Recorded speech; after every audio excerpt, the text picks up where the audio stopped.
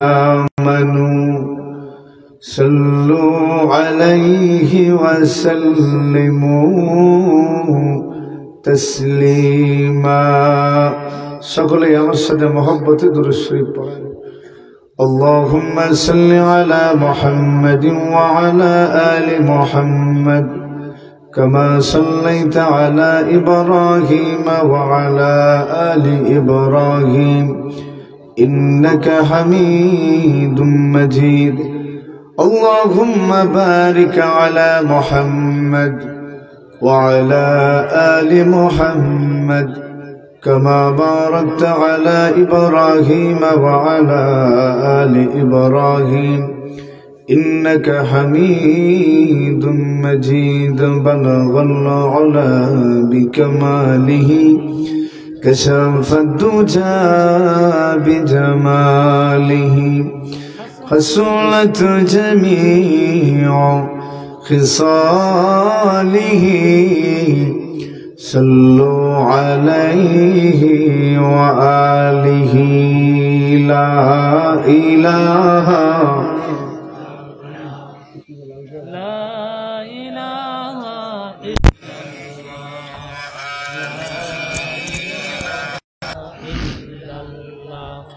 لا إله إلا الله لا إله لا إله إلا الله لا إله إلا الله لا إله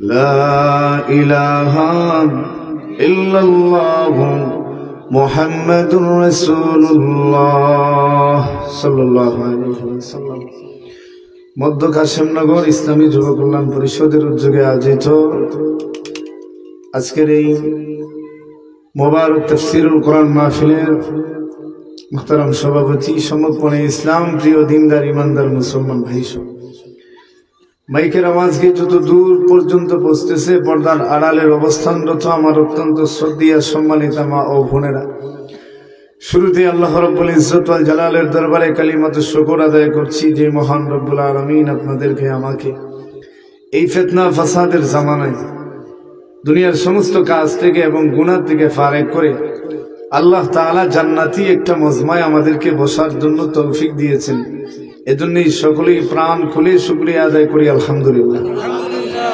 জোরে পড়েন আলহামদুলিল্লাহ আপনারা সকলে আমারে চিনেন আমি প্রত্যেক বছর আপনাদের এখানে আসি আমি শারীরিকভাবে অসুস্থ বসে ওয়াজ করলে আমার এই জায়গায় একটা বেদনা ওইটা বাইরে যায় তো ডাক্তারের পরামর্শ ডাক্তারের কাছে গেছি ডাক্তার বললাম যে আমি তো ওয়াজ করতে হয় তো বলছে যে ডাক্তার আপনি ওয়াজ করলে দাঁড়ায় ওয়াজ করবেন তো এখন দাঁড়ায় ওয়াজ করি এখন আবার মাহফিলের চাপটা খায় গলা অবস্থা ভালো এই দুই অবস্থা নিয়ে আপনাদের সামনে হাজির হয়েছি আপনাদের এখানে যেহেতু প্রত্যেক বছর বয়ান করি আপনারাও আমারে চিনেন তো টান টুন যদি ঠিক মতো না দিতে পারি তাহলে আপনারা রাগটা করবেন না এটা ভালো করে জানি আর যদি আপনাদের সামনে গল্প গুজব কইরাও যাই আগামী বছর দাওয়াত দিবেন এটাও ভালো করে জানি যাই হোক আলহামদুলিল্লাহ আপনারা আমাকে এত ভালোবাসেন আমি বিভিন্ন জায়গায় এই মধ্য কাশেমনগরের কথা বলি যে এই এলাকাটাকে আমার নিজের গ্রাম মনে করি আলহামদুলিল্লাহ যুব সমাজ আমাকে বড় মহব্বত করে এবং মুরব্বীরাও আমাকে মহব্বত করে আপনাদের ভালোবাসায় তো আমাদেরকে দাওয়াত দেন আমিও আসি আলহামদুলিল্লাহ আল্লাহ তাআলা যেন এই মহব্বতটা আল্লাহ তাআলা নাজাতের উসিলা হিসেবে কবুল করেন আমিন বলেন জোরে বলেন আমিন প্রিয় ভাই সব আমি নির্দিষ্ট কোনো বিষয়ের উপরে আলোচনা করতে পারবো না এই জন্য আমি নির্ধারিত কোনো আয়াত তেলাওয়াত করি না আমি আপনাদের সামনে এই অসুস্থ অবস্থায় যেহেতু দাওয়াত করছেন দাওয়াত রাখছি আসতে দিছি আজকে মূলত 3টা প্রোগ্রাম ছিল আমি একটা না কইরা দিছি আর এখান থেকে যাওয়ার পরে কুলাউড়া আরেকটা প্রোগ্রাম করতে হবে এখানে বলছি যে ভাই না আসলে হয় না যে কই হুজুর আপনি আয়সা ঘুরে যাবেন তো চিন্তা করলাম যে আসলে আপনারাও মানুষ মোহব্বত করে দাওয়াত দেয়, আর যদি না চাই তাহলে মানুষ কষ্ট পায়। কিন্তু মানুষ তো আর অসুস্থতা বোঝে না, আমাদেরকেও চাইতে হয়। তো সেই কারণেই আপনাদের এখানে আসা। আমি যত সময় আলোচনা করব আপনারা আমার সাথে আছেন তো ইনশাআল্লাহ? আছেন নি মানে আমার পরে তো প্রধান আকর্ষণ। এখানে আমার জন্য অনেকে আসেন নাই, আসছেন ভারতের হুজুরে লেগে। যাই হোক, ওয়াজ মাহফিলের এক একটা আদব আছে। এই তাফসির মাহফিলগুলি আমাদের আকাবিরদের রেখে যাওয়া আমানত, কিন্তু আমরা ভুলে গেছি। এই আকাবিরদের রেখে যাওয়া আমানতগুলিকে যথাযথভাবে আমরা মূল্যায়ন করতে হবে, ইজ্জত দিতে হবে। এখন এইগুলি আমরা ইজ্জত করি না, এই মাহফিলগুলিকে, এই চেয়ারগুলিকে আমরা ইজ্জত মনে করি না। এজন্যই আমাদের কপালে দুর্গতি আর দুর্গতি, ঠিক না বেটি? ঠিক।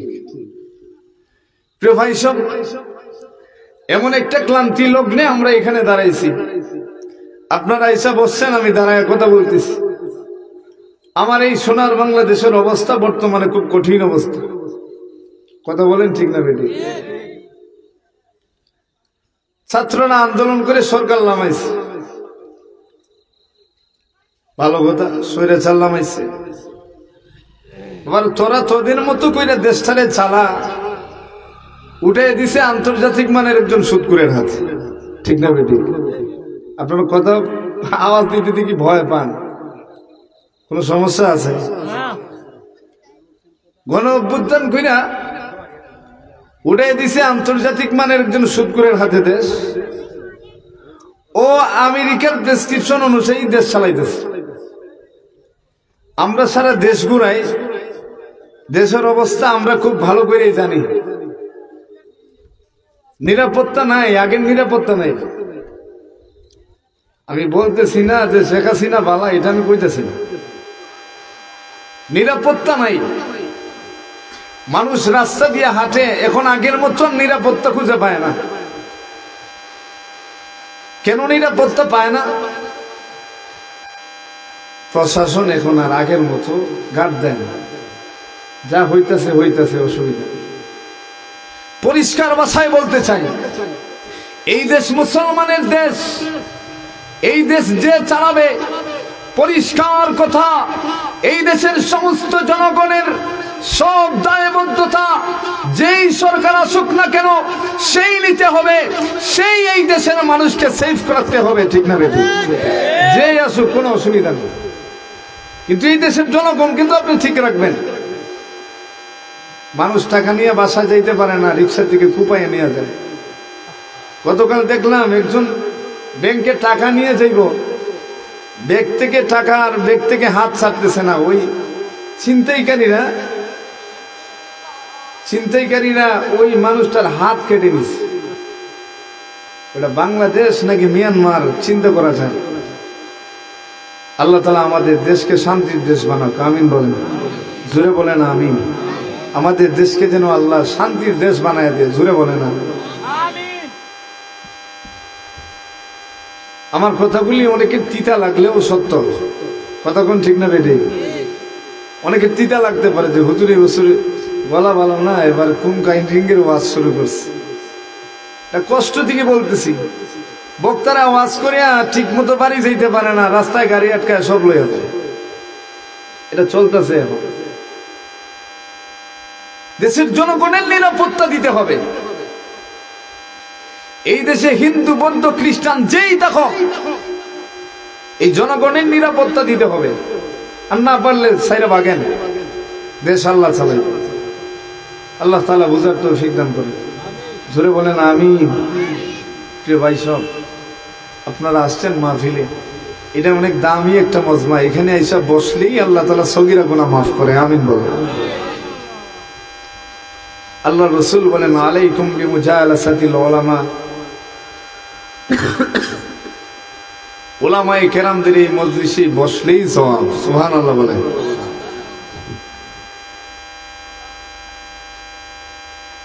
উলামায়ে কেরামরা আলোচনা করবে, এক একটা কথা যদি আপনি আমল করতে পারেন, আল্লাহ তাআলা এই আমলের বিনিময়ে আল্লাহ তাআলা আপনাকে এমন সওয়াব দান করবে, এই সওয়াবের কারণে আপনি জান্নাতে যাইতে পারবেন। সুবহানাল্লাহ। এই উম্মত তো মাত্র একটা নেকির কারণেও জান্নাতে যাবে। সুবহানাল্লাহ বলে। হাসরের ময়দানে একটা মানুষের মাত্র এক নেকি। কয়টা নেকি? মাত্র একটা। এই একটা নেকি নিয়ে এই মানুষটা দাঁড়ায় থাকবে হাসরের ময়দানে।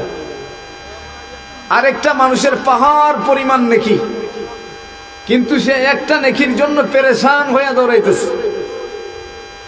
ওই মানুষটা তার মায়ের কাছে যাইতেছে, মা আমাকে একটা নেকি দাও, আমার পর্যাপ্ত নেকি আছে, একটা নেকির কারণে জান্নাতে যাইতে পারতেছি না। মা বলবে আমি তোমারে চিনি না। মা কি বলবে? আমি তোমারে চিনি না। ওই মানুষটা যাবে তার বাবার কাছে, যাওয়ার পরে বলবে বাবা আমি সব নেকি আমার কমপ্লিট, একটা নেকির কারণে জান্নাতে যাইতে পারতেছি না। আল্লাহ, মা বাবা আমার একটা নেকি দাও। বাবা কয় দুনিয়াতে তো আমার কোনো ছেলেই ছিল না। এরপরে যাবে তার ভাইয়ের কাছে, ভাই তুই তো আমার মায়ের পেটের ভাই ছিলে, তুই যখন আমার কাছে চাইছ বাইক কিনে দিছি, আইফোন চাইছ আইফোন কিনে দিছি, আজকে মাত্র একটা নেকির কারণে আমি জান্নাতে যাইতে পারতেছি, আমার একটা নেকি দিয়ে আমি জান্নাতে যাই। ভাই বলবে দুনিয়াতে আমার কোনো ভাই ছিল না। আল্লাহ তাআলা পবিত্র কোরআনে বলেন, ইয়াউমা ইয়াফিরুল মারউ মিন আখিহি ওয়া উম্মিহি ওয়া আবিহি ওয়া সাহিবাতিহি ওয়া বানিহি। এ মুসলমান লক্ষ্য করে দেখুন, আল্লাহ রাব্বুল আলামিন পবিত্র কোরআনুল কারীমের ভিতরে বলেন আসরের ময়দানে এমন একটা কঠিন অবস্থা হবে, বাবা তার ছেলেকে চিনবে না, ছেলে তার বাবাকে চিনবে না, মা তার মেয়েকে চিনবে না, মেয়ে তার মাকে চিনবে না, ভাই তার বোনকে চিনবে না, বোন তার ভাইকে চিনবে না। এই কঠিন পরিস্থিতি যখন হবে একটা মাত্র কারণে, সেই কারণটা হলো যদি পরিচয় দেয়, আর এই পরিচয় দিলে নেকি দেওয়া লাগবে, এই জন্য পরিচয় দিবে না। ছেলে যদি বলে মা, তাইলে যদি মা নেকি চায়, একটা নেকি চায়, নেকি দেওয়া যাবে না, এই জন্য পরিচয় দিবে না। ওই মানুষটা দৌড় দিদি দিদি হাসরের ময়দানে পেরেশান হয়ে যাবে। আর একটু সামনে যখন দৌড় দিবি, সামনে দৌড় দেওয়ার পরে ওই মানুষটা যখন আরেকটু সামনে দৌড়াবে, মানুষকে বলবে ভাই আমার একটা মাত্র নেকি দাও, আমি একটা নেকির কারণে আটকায় গেছি, জান্নাতে যাইতে পারতেছি না। মানুষরা বলবে একটা নেকির কত দাম, এই একটা নেকি দিলে আমি যদি আবার আটকায়া যাই আমি দিতে পারবো না। আবার সামনে দৌড়ায়, সামনে দৌড়াইতে দৌড়াইতে এমন একটা জায়গায় যায় দাঁড়াইছি, যা দেখে একটা মাত্র মানুষ দাঁড়ায় আছে, তার আমলনামায় মাত্র একটা নেকি। সুবহানাল্লাহ, সুবহানাল্লাহ। কালকে বাড়ির দিয়ে কইেন, জোরে বলেন সুবহানাল্লাহ। কয়টা নেকি?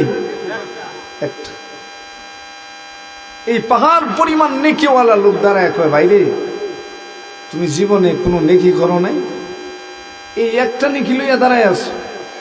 কয় ভাই আমার অনেক নেকি ছিল দুনিয়াতে, আমার মানুষজনের কাছে ঋণ ছিল, পাওনা ছিল, এখন এখানে তো আর টাকা ঘুরাই দেওয়ার কোনো লাইন নেই, মানুষজন আল্লাহ তাআলা তাদেরকে আমার নেক দিয়ে দিয়েছে, ওই শেষে একটা নেকি রয়েছে, এটা দিয়া না যাইতে পারতেছি জান্নাতে, না যাইতে পারতেছি জাহান্নামে। এবার ওই মানুষ ডাক দিয়া বলে ভাই তুমি এত পেরেশান হয়ে দৌড়াও কেন, এত পেরেশান হয়ে গেল কেন, তোমার কি হয়েছে?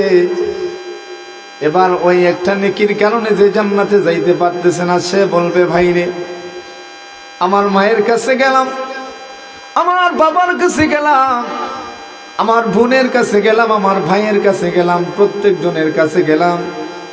দুনিয়ার জমিনে যে মানুষটা আমার বন্ধু ছিল, যেই বন্ধু ছাড়া আমি বাজারে গেলে একটা কাপ চা খাইতাম না, যেই বন্ধু ছাড়া আমি কক্সবাজার যাইতাম না, যেই বন্ধুর সাথে কথা না বললে আমার রাত্রে ঘুম হইতো না, আমার ওই বন্ধুর কাছে গেলাম।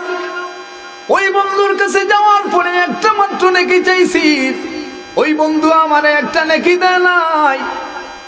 ও ভাই এই আসরের ময়দানে বড় অসহায় হয়ে গেলাম, একটা নেকি যদি আমি না পাই তাহলে আমার জান্নাতে যাওয়ার ফয়সালা হবে না। এই কথা যখন এক নেকিওয়ালা লোক শুনছে, কয় ভাই আপনার পেরেশানি করার দরকার নাই, আপনি আমার একটা নেকি নিয়ে যান, আপনি জান্নাতে যান। সুবহানাল্লাহ, জোরে বলেন না সুবহানাল্লাহ। কয় ভাই রে, আমার এই একটা মাত্র নেকি নিয়ে আমি না যাইতে পারতেছি জান্নাতের ভিতরে, না যাইতে পারতেছি জাহান্নামে। এই একটা নেকি নিয়ে আমার তো কোনো কিছু করার নাই।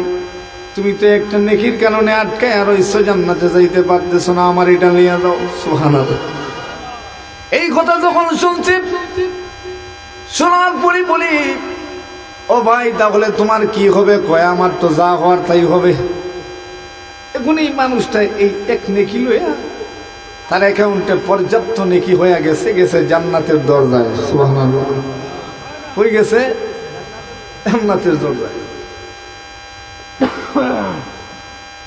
জান্নাতের দরজায় যাওয়ার পরে আল্লাহর কাছে চাবি চায়। আল্লাহ কয় চাবি দিব, তো তুমি নেকিটা পাইছো কোন জায়গায়? তোমার তো একটা নেকি কম ছিল। সুবহানাল্লাহ। ওই লোক ডাক দিয়ে বলবে, রব্বুল আলামিন, ওই পাইছি, কার কাছে পাইছি আপনার তো জানার কোনো দরকার নাই। আপনার নেকি পর্যাপ্ত হয়েছে, আপনি গেট খুলেন, আমি জান্নাতে যাব। সুবহানাল্লাহ। আল্লাহ কয় আমার জানার দরকার আছে, তুই কার কাছ থেকে কিভাবে নেকটা পাইছো আমারে জবাব দে। ওই লোক ডাক দিয়া বলবে, রব্বুল আলামিন, সর্বপ্রথম আমার মায়ের কাছে গেলাম, আমার বাবার কাছে গেলাম, আমার ভাইয়ের কাছে গেলাম, আমার বোনের কাছে গেলাম। দুনিয়ার জমিনে আমার যত বন্ধু বান্ধব ছিল সব মানুষের কাছে গেলাম, কেউ আমাকে একটা নেকি দিল না। রব্বুল আলামিন হাসর ময়দানে পেরেশান হয়ে যখন আমি দৌড়াইলাম, কেউ যখন আমাকে নেকি দিল না, আমি এমন একজন মানুষ পেলাম যার আমলনামায় আর কোনো নেকি নাই, মাত্র একটা নেকি আছে। ওই মানুষটা আমাকে এই নেকি দিয়া জান্নাতে যাওয়ার পথ সহজ করে দিয়েছে। আল্লাহ তাআলা বললেন, তুমি এত বড় নিমুখ হারাম হয়ে গেলা, যেই মানুষটার আমলনামায় শুধুমাত্র কেবলমাত্র একটাই নেক আমল ছিল, তোমারে দিয়া দিছে, আর আজকে তুমি জান্নাতের যাত্রী হয়ে গেলা। ওরে বান্দা, তোমার কি মনে হয় না এই মানুষটাও জান্নাতে যাওয়া লাগবে? কয় আল্লাহ, এক নেকি নিয়ে কেমনে জান্নাতে যাবে? আল্লাহ কয়, তুমি সুপারিশ করলে আমি আল্লাহ তাআলা তোমার এক নেকিওয়ালা মানুষটাকেও জান্নাত দিয়া দিব। এই উম্মত তো এক নেকি নিয়ে জান্নাতে যাবে। এই মাহফিলে বসলেই সব নেকি আছে না নাই? জোরে বলেন। আচ্ছা, নেকি বুঝলাম যে নেকি নেই। অনেক নাস্তিকরা বলে তো সুবহানাল্লাহ, আলহামদুলিল্লাহ, ভালো লাগে না। তাসলিমা নাসরিন বড় কষ্ট করে আজ ফেসবুকে পোস্ট করে, কয় বাংলাদেশ তো মৌলবাদীরা দখল করে ফেলেছে। কয় বাংলাদেশের মানুষ এখন কথায় কথায় আলহামদুলিল্লাহ কয়, সুবহানাল্লাহ কয়, জাযাকাল্লাহ কয়, মৌলবাদী হয়ে গেছে। তো এই বেটির এই আফসোসটারে আমরা গ্রহণ করলাম।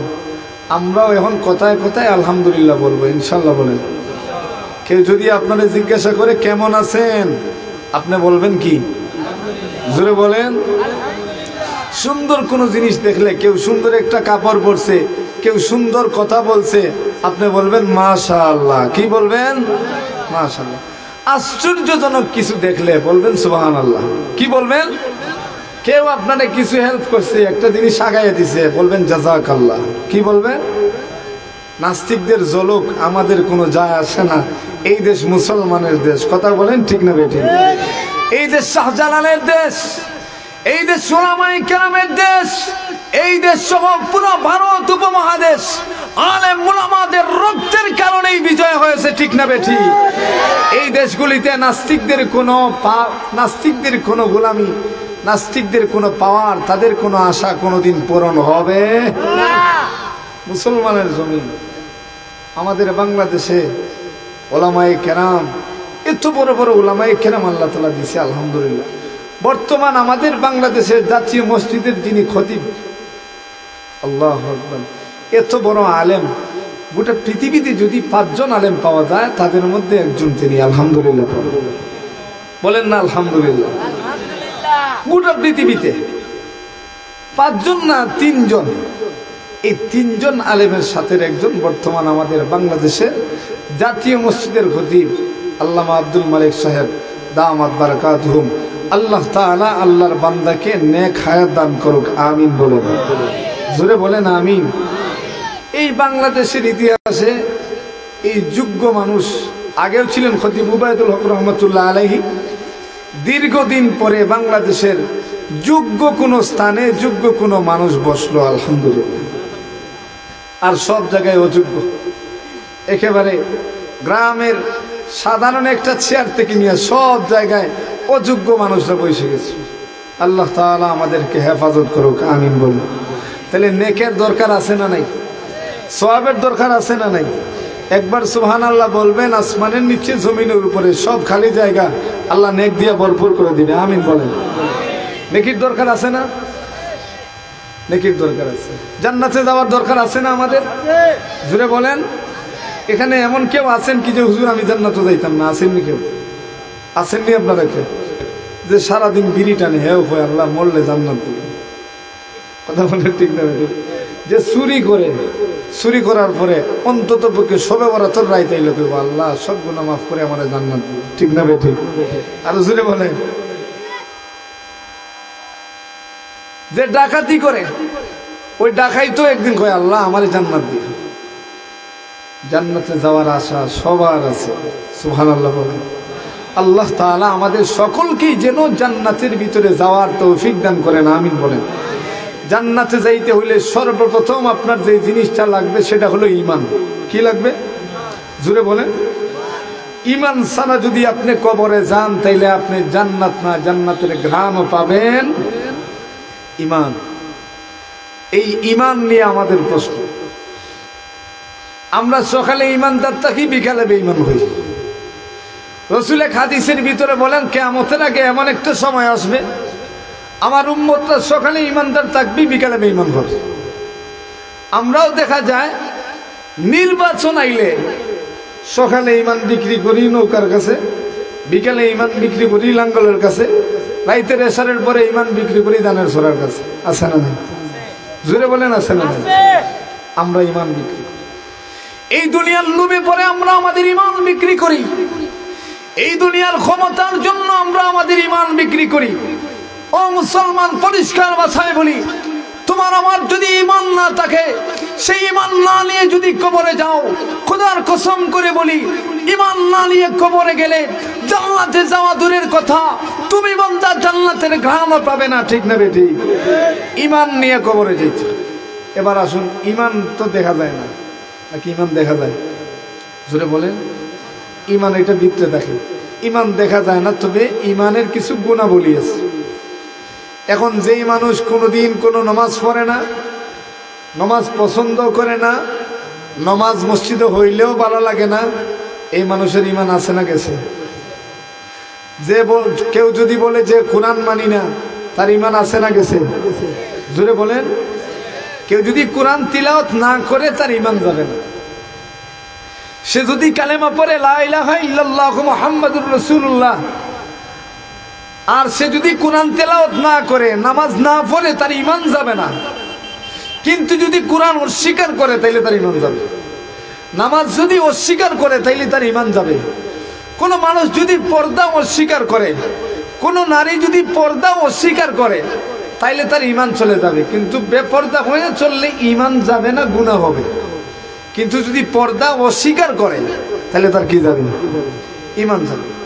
আমাদের দেশের প্রায় 99% মহিলা, আমার তো ধারণা হয়, মনে হয় আবু জেহেলের সাথে হাসরের ময়দানে দাঁড়াইবে। কারণ কি? সূরা নিসার ভিতরে একটা আয়াত আছে, ফানকিহু মা তাবা লাকুম মিনান নিসাই মাসনা ওয়া সুলাসা ওয়া রুবা। একজন পুরুষ সামর্থ্য থাকলে সে একের অধিক 4টা বিয়ে করতে পারে। এটা কার কথা? জোরে বলেন, কার কথা? মোল্লার কথা না আল্লাহর কথা? আল্লাহর কথা। একজন মহিলা সামর্থ্য থাকলে কয়টা বিয়া? 4টা বিয়ে করতে পারে। আমার যুগের বর্তমান মহিলারা যদি শুনে যে স্বামী আরেকটা বিয়ে করবে, পুরো মাথা নষ্ট। আছে না? হুকুম কার? জোরে বলেন কার? এই যে মহিলা মানে না, কিন্তু স্বামী যদি পরকিয়া করে আরো 10-12টা, কোনো অসুবিধা নেই। আরো যদি নারীদের সাথে তার সম্পর্ক থাকে তখন কোনো অসুবিধা নেই। স্বামী যদি বৈধভাবে বিয়ে করে তাইলে মহিলা মানে না। এই যে আল্লাহর পবিত্র কোরআনুল কারীমের এই আয়াত না মানার কারণে, এই আয়াতের উপরে অসন্তুষ্ট থাকার কারণে আমার তো ভয় হয়। সাহাবায়ে কেরামের যুগে তো মহিলারা এমন ছিল, তারা নিজে উদ্বুদ্ধ হয়ে স্বামীদেরকে বিয়ে দিত। আল্লাহর হুকুম আল্লাহর জমিনে বাস্তবায়িত করতে হবে। বর্তমান যুগে যেই সমস্ত মহিলারা মনে করে আমার স্বামী আমার থাকবে, আল্লাহর হুকুম মানার কোনো দরকার নাই, ও বোন আমি তোমাকে বলি, এই মনোভাব যদি তোমার অন্তরের ভিতরে থাকে যে আমার স্বামী শুধুমাত্র আমার থাকবে, আর কারো হতে পারবে না, আল্লাহর হুকুম আমি মানি না, ওয়াল্লাহি বিল্লাহি তাল্লাহি, ও বোন তুমি মনে রাখো, এই আল্লাহর কোরআনুল কারীমকে তুমি অস্বীকার করার কারণে হয়তো হাসরের ময়দানে তুমি জাহান্নামী হয়ে যেতে পারো। আল্লাহর কালাম। পুরুষ যদি একাধিক বিয়ে করে, আবার আপনারা পুরুষরা মনে করেন না যে হুজুর কইয়া গেছে কালকে আরেকটা বিয়ে করবো। ভাই সুখে থাকতে হইলে এক বিয়ে বেলা। বর্তমান যুগের যেই হালত, যে কাটাকাটি চলে এখন, সুখে থাকতে হইলে কয় বিয়া? আপনি ঘুমে থাকবেন, দেখবেন আপনার চেরাক বাতি শেষ। কতক্ষণ ঠিক না বেটি? এরপরে যদি আপনি আরেক বিয়ে করেন, জেলের বাদ যে কয় বছর আপনারে খাওয়াইবো হে বেটি নিজেও জানেন। বর্তমান যুগে সুখে থাকতে হইলে এক বিয়া। কিন্তু আমি যেই কথাটা বললাম, আল্লাহ তাআলা পবিত্র কোরআনুল কারীমে যেই বলেছেন যেই কথা, ও বোন আপনি সেই কথাটা মানেন। আপনার স্বামীর সামর্থ্য থাকলে তাকে বলেন যে আপনি একাধিক বিয়ে করেন, কিন্তু এটা অস্বীকার করা যাবে না? অস্বীকার করা যাবে? অস্বীকার করা যাবে। এই জন্য ঈমান হইল সবচেয়ে বড় দামি। শুধু কালেমা পড়লেই ঈমানদার হওয়া যায় না, শুধু মুসলমানের ঘরে জন্ম নিলেই মুসলমান হওয়া যায় না। মুসলমানই টাকা লাগে। কি করা লাগে? মুসলমানই টাকা লাগে। এখন মুসলমানের ঘরে জন্ম নিল, যদি কয়ে যে আজানের আওয়াজ বেশ্যার আওয়াজের মতো মনে হয়, মুসলমান না মুনাফিক? জোরে বলেন, মুসলমান না মুনাফিক? মুনাফিক। মুসলমান লক্ষ্য করে দেখুন, আল্লাহ রাব্বুল আলামিন এই ঈমানের 5টা স্তর দিয়েছেন। ঈমানের 5টা স্তর যদি কোনো মানুষের মধ্যে পাওয়া যায় তাহলে সে প্রকৃতপক্ষে মুমিন। সুবহানাল্লাহ বলেন। ঈমানের স্তর কয়টা? ঈমানের খুঁটি কয়টা? কালেমা, নামাজ, রোজা, হজ, লাস্টে কি? এখন একজন মানুষ কালেমা মানলো, আমি কালেমা পড়লাম লা ইলাহা ইল্লাল্লাহু মুহাম্মাদুর রাসূলুল্লাহ, কালেমা মানছে, কয় নামাজ মানি না, সে মুসলমান। কথা বুঝেন নাই মনে হয়? কালেমা পড়ছে কিন্তু নামাজ মানে না, সে মুসলমান। এখন একজন মানুষ কালেমা পড়ছে, নামাজও পড়ে, কয় না রোজা রাখতাম না, রোজা রাখার দরকার নাই, মুসলমান আছে? জোরে বলেন, আমার কথা বুঝেননি আপনারা? আর না বুঝলে একবারে অরিজিনাল সিলেটি, তবে ওয়াজও লাগলে আমি সিলেটি মারতাম পারি না, এটা একটা বদ অভ্যাস হয়ে গেছে। এখন একজন মানুষ কালেমাও পড়লো, নামাজও পড়লো, রোজাও রাখলো, কয় যে না হজ করবো না, হজ নাই। ঈমান আছে?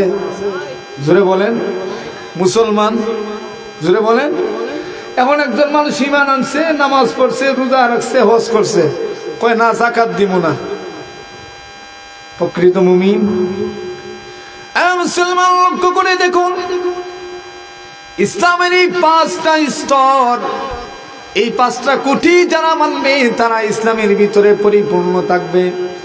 আল্লাহ তাআলা পবিত্র কোরআনুল কারীমের ভিতরে বলেন, ইয়া আইয়ুহাল্লাযীনা আমানু দুখুলু ফিস-সিলমি কাফা।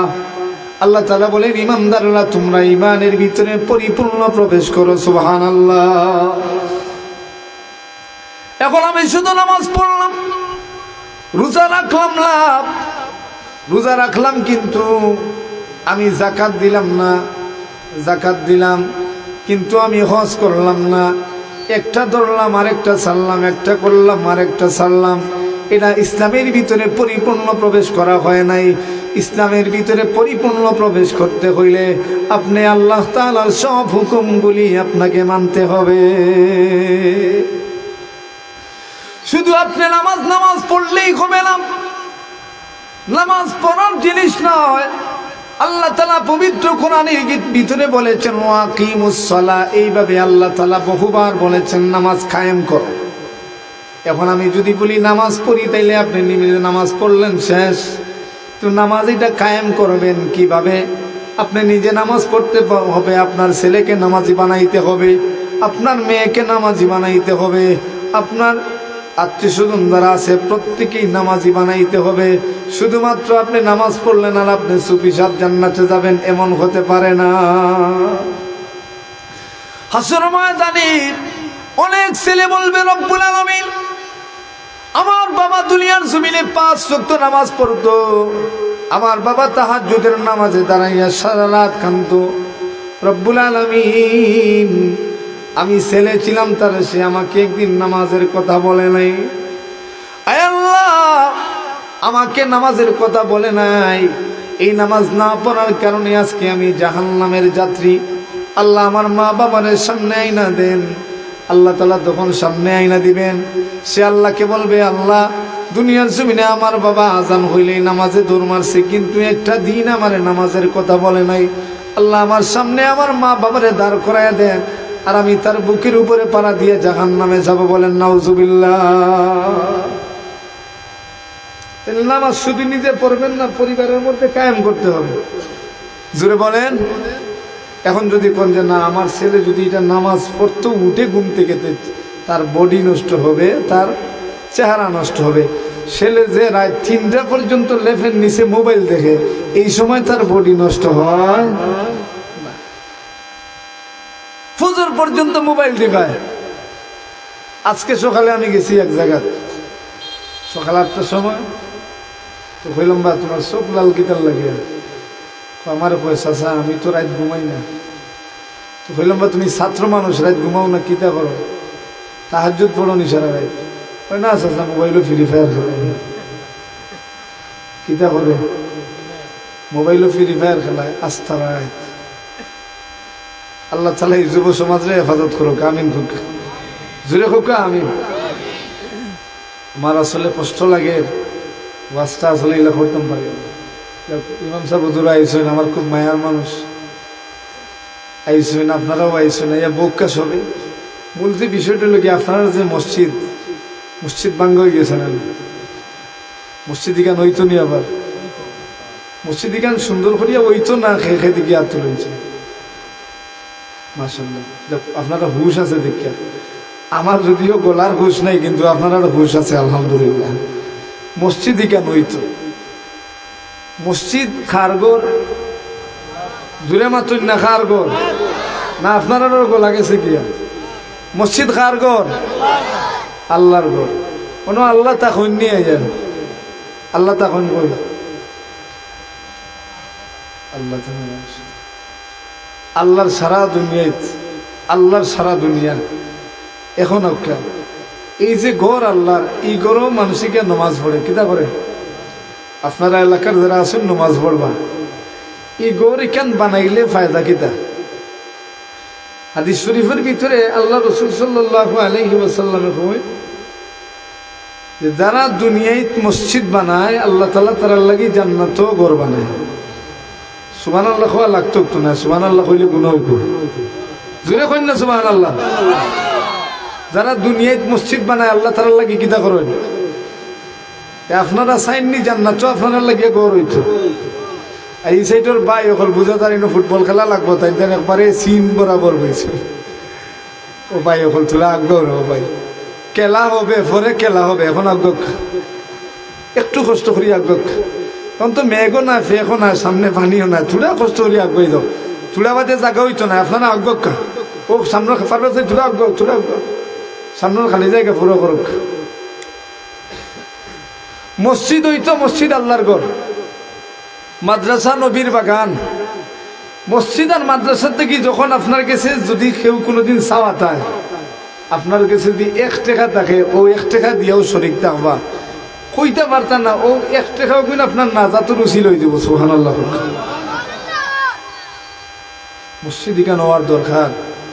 এই মসজিদও 5 ওয়াক্ত নামাজ হইব, 5 ওয়াক্ত আজান হইব। আপনি এই মসজিদে সদকা করি যদি খবরও যান কি, তো খবরটা কি আপনি একটা সওয়াব পাইবা। সুবহানাল্লাহ। জোরে হোক সুবহানাল্লাহ। তে আপনার আর সবর কিয়াল আছে মসজিদ এখানে হইতো, মসজিদ হইতো না নি? এখন মসজিদ হইতে হইলে 9টা ফোন রয়ে গেছে।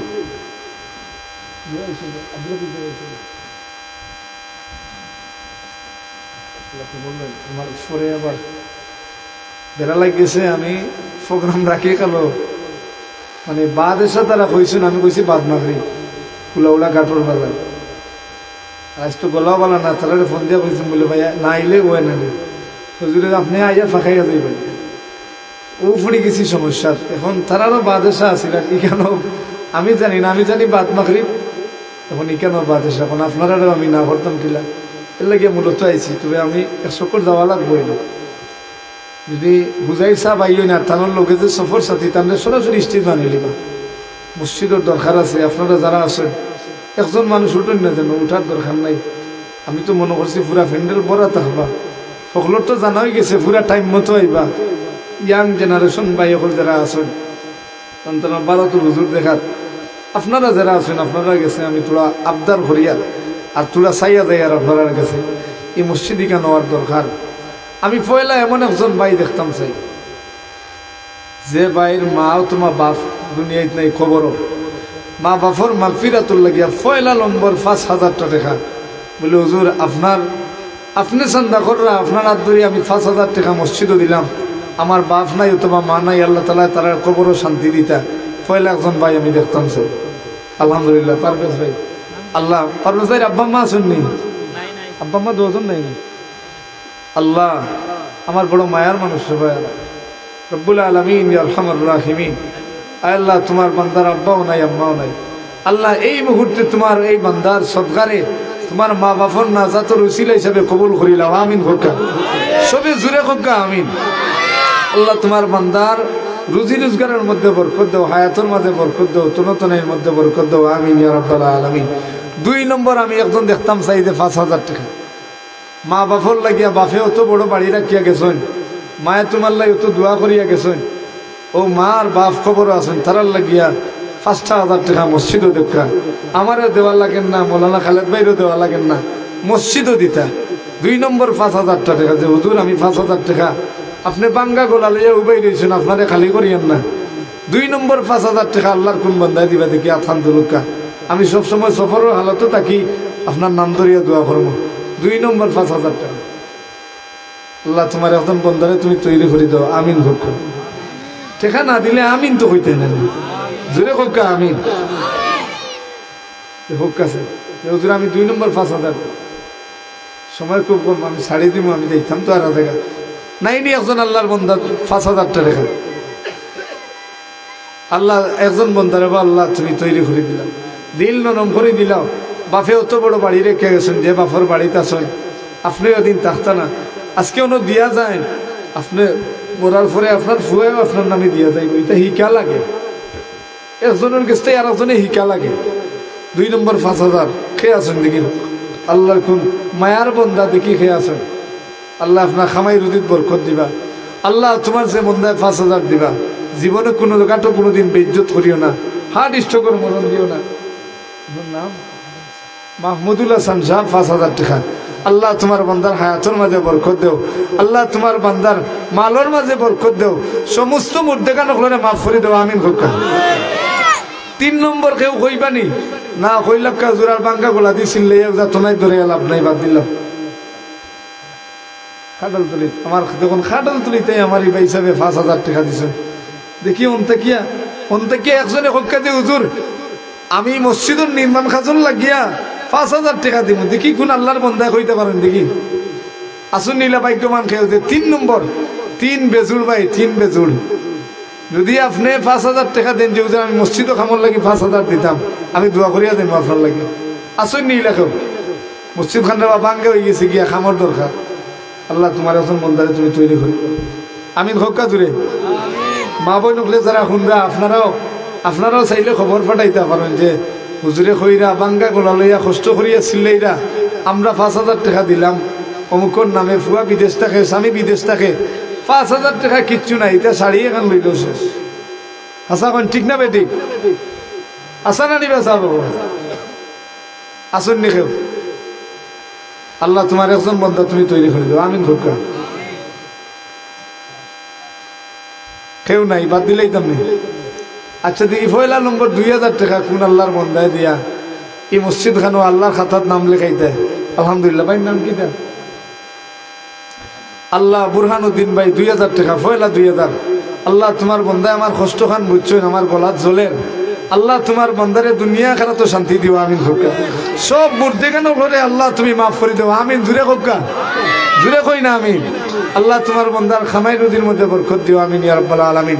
2 নম্বর দেখিয়ে